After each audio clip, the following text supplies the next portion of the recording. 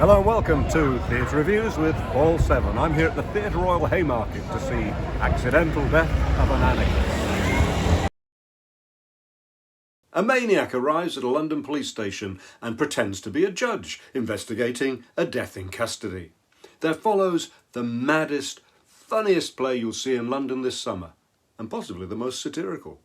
Tom Basdon's script is cleverer than a false police report, and Daniel Rigby's performance is more hilarious than a chief constable trying to defend their corrupt officers.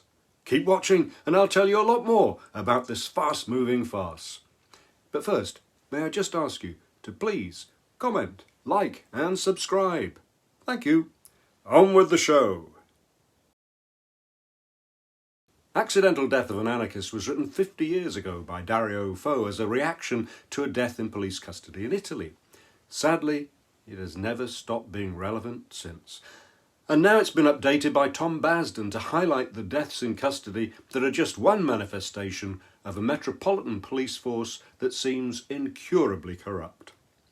Farce may seem an odd way to expose a rotten constabulary, but sometimes when, as the play mentions, all the inquiries and inquiries into inquiries and inquiries into inquiries into inquiries fail to change anything, the situation becomes so absurd that laughter seems like the only response left to vent your anger and frustration. And you can't not laugh at Daniel Rigby as his character, who's been brought into the station accused of impersonating a psychiatrist, wriggles out of that charge with much verbal dexterity, then takes the opportunity to impersonate a judge who's investigating how a suspect fell out of a window during an interrogation. And then the judge pretends to be a forensic investigator with a wig and false arm, two of many props in his Liberty bag, and all the time he's pretending to be on the side of the police while tricking them into revealing how corrupt they are. It's not a long evening, but it's packed with more jokes and visual gags than a whole TV comedy series, as he leads the hapless police into more and more ridiculous explanations about what happened as they try to cover their arses.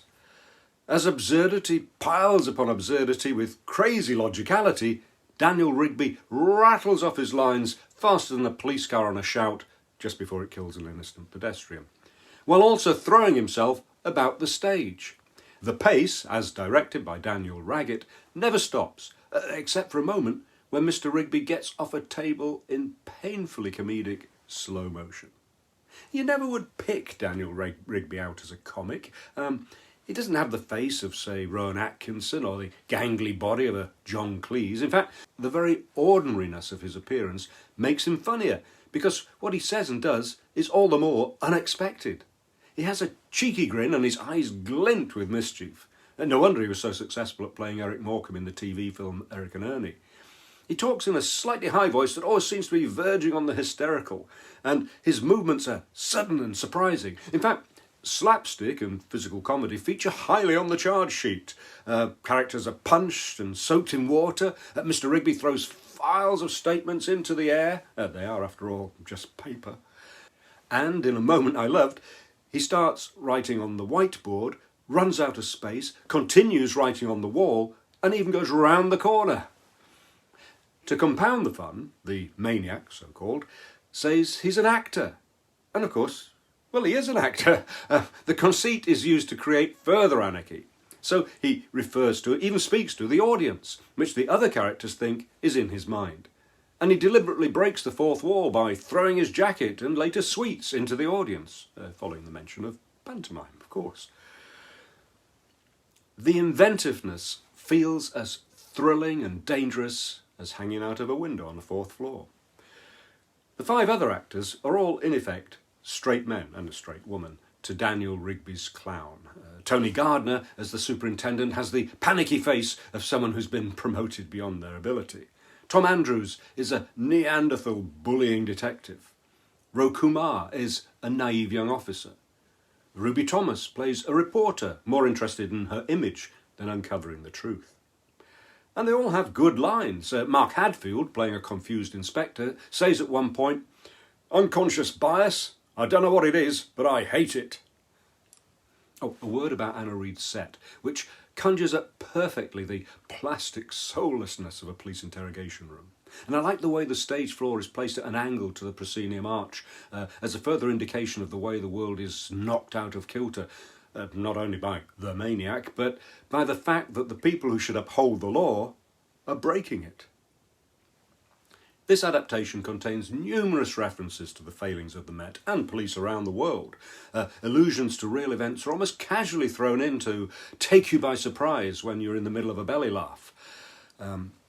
It's just bants, like when we take a selfie with a murder victim, or I can't breathe.